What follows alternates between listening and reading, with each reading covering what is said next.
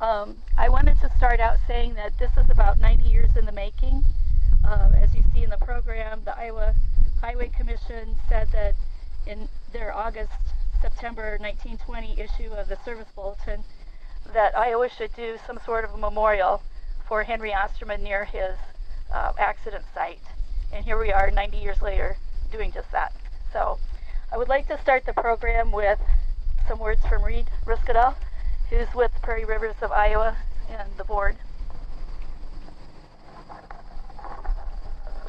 Hi there, I'm Reed Riskadal from Marshalltown. I'm a retired realtor. I happen to serve on the board for Prairie Rivers. Prairie Rivers is a nonprofit 501c3 organization, and we administer several projects. We're out of Ames, and we do work actually statewide. This is the type of project that we do get involved in, and Jan happens to be one of our critical people for us in our organization. She helps take care of all of the byway information or all the information that we handle for the Lincoln Highway. So she's also helping out and trying to make sure we get good economic benefit of the Lincoln Highway as it goes by our homes and our communities. And she's done work up and down this byway, probably covering every single county and probably most townships and a lot of towns that border it. And she's talked to them and helped out on a lot of the information there.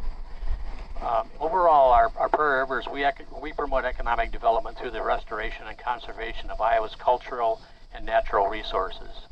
And some of the other work we do is we also do watershed work in Squaw Creek, north of Ames, and we do substantial amount of assistance there. And we also have an educator that we try to work together and make sure that we keep our waterways and our water throughout the state as clean as we possibly can. And then we also administer other grants throughout the area, and we have a lot of fun doing it. There's a group of probably about a dozen of us. We started out several years ago, probably about 25 years ago, I believe. We were coming up on our anniversary. We originally represented about 6 counties, and now we're probably beyond that. So I appreciate you all being here, and it's a pleasure to see you. Thank you. Okay, it wasn't supposed to rain. And I'm feeling drips now. Next we'll have Mary Preston, who's the president of the Lincoln Highway Association, give us a little history lesson here. Come on up, Mary.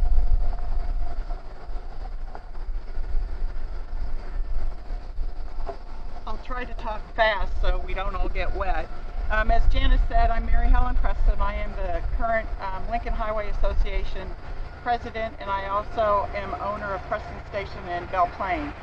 Just to give you a little bit of history about Mr. Ostermann, he knew the Lincoln Highway well. He traveled it twice before it was dedicated in 1913. He traveled it in 1908 and 1912. After the Lincoln Highway was dedicated, he traveled it 20 more times, with his 21st time being the fateful trip when he lost his life here in Montour when traveling from Tama to Marshalltown for a meeting. Mr. Ostermann was named the first field secretary to the Lincoln Highway in 1914. On his many trips across the Lincoln Highway, he made certain to stop and talk with local Lincoln Highway Association consuls to develop grassroots system to promote improving the Lincoln Highway. Mr. Ostermann learned his promotional skills while working at the Buffalo Bill Cody's Wild West show, which he used to pitch the idea of a transcontinental military convoy to the U.S. Army, which this year will be celebrating their 100th anniversary of their first transcontinental trip. As the convoy crossed the country, I'm not a very good public speaker, so I'm reading and trying to keep my thoughts straight. Mr. Ostermann would travel ahead of the convoy to promote to the local communities along the way that the convoy was coming and the good work that was being done. So a bit about the Lincoln Highway itself. It was the first signed drivable transcontinental road consisting of roughly 3,389 miles. It was a monument to Abraham Lincoln. During 1913 to 1927, the Lincoln Highway Association helped sign, maintain, and improve the Lincoln Highway. At the time, it was thought to have the improvements made to the Lincoln Highway because most roads were just dirt paths. So they developed it so it would be a passable road. The Lincoln Highway was a household name since it was the only direct east-west highway from Times Square in New York to the Lincoln Park in San Francisco. It continues to be a national and international attraction for travelers desiring to get off the current-day interstates. How do I fit into this? As I said, I'm with Preston Station in Belle Plaine, and my family has been involved with the Lincoln Highway since 1923 when my great-grandfather George, yes, I had two grandfathers named George, purchased a filling station which sat on the original 1913 route at the intersection of 7th Avenue and 19th Street in Belle Plaine. The station was moved to its present location at 13th Street and 4th Avenue when the Lincoln Highway was rerouted through Belle Plaine. My grandfather George and my father Ronald both saw the rise of travel and decline along the Lincoln Highway as the interstate drew travelers away from the roads less traveled. They both knew the importance of the Lincoln Highway and were advocates in educating travelers about the Lincoln Highway. Because of their dedication, my husband and I picked up and moved from Kansas City 2 years ago to take on Preston Station to preserve and restore it, for all generations to appreciate the history of the Lincoln Highway and be inspired by the past. I am honored to be the current president for the Iowa chapter of the Lincoln Highway, and I look forward to continuing to educate and promote the rich history of the Lincoln Highway as one of the most scenic routes across America. Thank you for coming out today.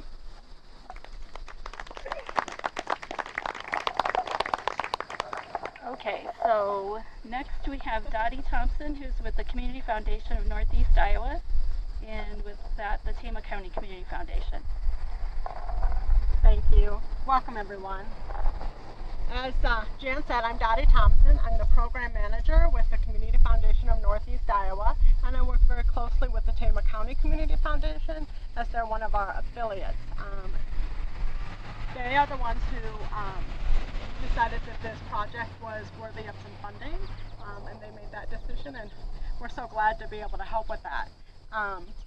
This interpretive panel helps ensure that Henry Ostermann's unique legacy and his vision for transportation continues to be a spotlight in Tama County. We appreciate the opportunity to partner with you, with Prairie Lakes of Iowa and Prairie River, sorry, and trying to keep this a vibrant area for visitors, for tourists, for the residents in the community in Tama County. We also want to thank Tama County Community Foundation for all the hard work they do in making sure that they continue to contribute to the vibrancy of Tama County, and not just with Prairie Rivers, but with many, many nonprofits and city organizations. So we just want to say congratulations and thank you for making this a public event. I talked really fast, sorry. Okay, next on the program is Reverend John Christensen. You want to come forward? And did I say 90 years in the making? Because it's 99 years in the making. I did go to school. I do know math.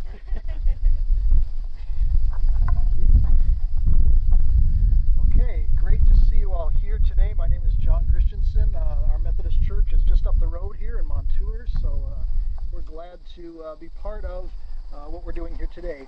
So I was asked to say a few words today about the event and some thoughts about what we're up to. And the word that I want to focus on today is legacy. And so when I think of legacy, I ask myself a question: how do I want to be remembered? And what do I want to be known for? And I think that's a good question for all of us to ask ourselves. Now at my church this summer, we're talking about the stories of Abraham and Sarah from the Bible in the book of Genesis. And they have a long legacy. In fact, if you go to the town of Hebron in the Holy Land today, there is a place called the Tomb of the Patriarchs. And it's a place where Christians and Jews and Muslims come from all over the world because of the legacy that Abraham and Sarah have for more than 3,000 years. So I think about these things in connection with my work at the church, but also in terms of who do I want to be as a person in the world today.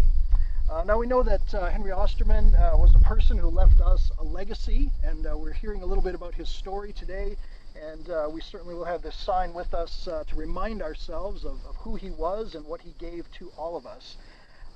But I would just like to encourage all of us to think about this question of legacy. So how do we want to be remembered? And what is our legacy going to be? Now, of course, the answer lies with those who follow after us and how they remember us. But it begins right now. It begins today with who we are. So thank you.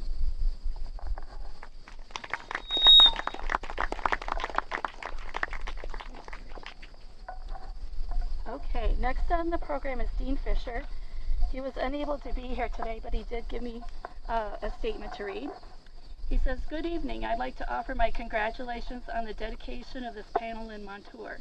It's a poignant reminder of the hard work and the many dangers faced in the building of our great nation. Second, I'd like to thank all those involved with bringing this project to fruition. I hope it will be visited frequently by travelers and history buffs in the coming years. It's easy today to think of our nation's highways as an obvious part of our infrastructure, but it took many decades of hard work to make all this happen. People like Mr. Ostermann were essential in that progress. The accidental death of Mr. Ostermann is a sobering reminder that all forms of travel have their risks, but we know that in the fullness of our lives, the ability to travel enriches us beyond those risks. It's good to know that we continue to advance in making our vehicles and our highways safer with each passing year. I regret that I was not able to attend the dedication today. I will stop by soon and see the panel for myself. Thank you for allowing me to offer these few words. Representative Dean Fisher." And then next we'll hear from Sue Eberhardt from the Montour City Council.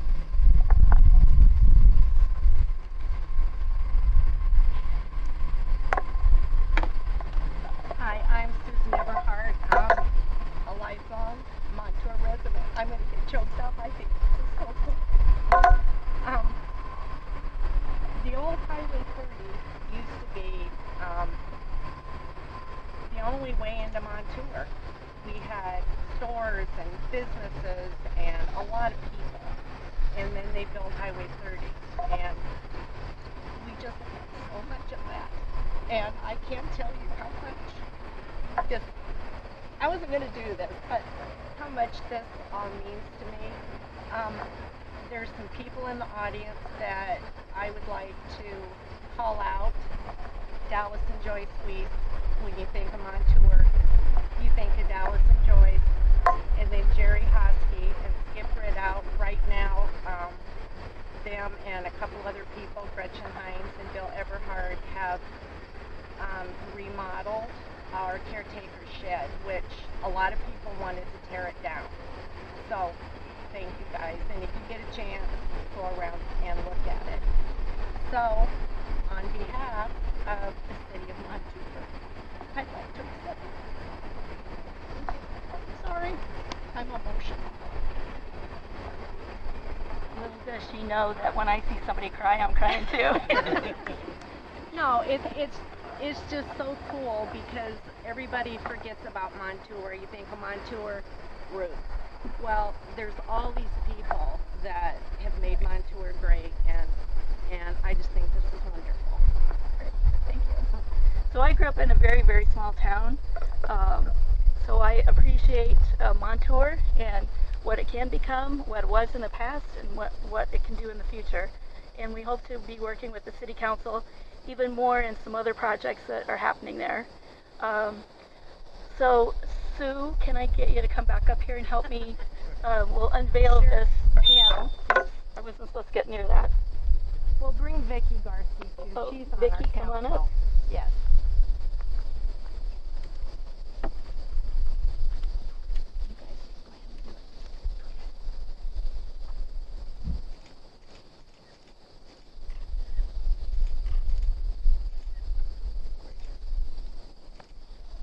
So we invite all of you to come up here and take a look at it. We're going to take some pictures, City Council speakers, things like that hang around.